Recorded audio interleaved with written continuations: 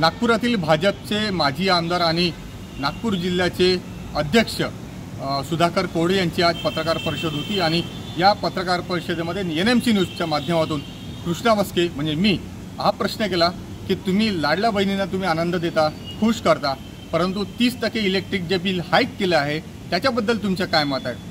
कारण ज्या पद्धतीने इलेक्ट्रिकचे बिल वाढवले आहेत सर्वसामान्यांमध्ये नाराजी आहे, जो कॉमन मॅन आहे त्याच्यामध्ये प्रचंड नाराजी आहे, परंतु या प्रश्नावर ते बुचकटात पडले, गोलमोल उत्तर दिलं आणि ते काही बोलू शकले नाही। बघा हा एक व्हिडिओ।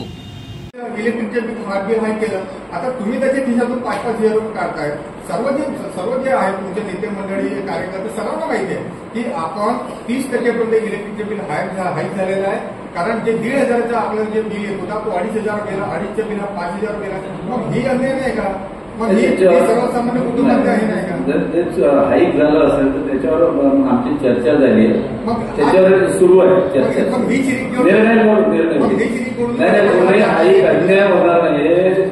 शिवशाहीचं सरकार आहे, एकनाथराव शिंदे फडणवीस साहेबांचं सरकार आहे, हे अजितदादांचं सरकार आहे। सामान्य माणसावर न्यायच मिळाला, न्याय होणार नाही।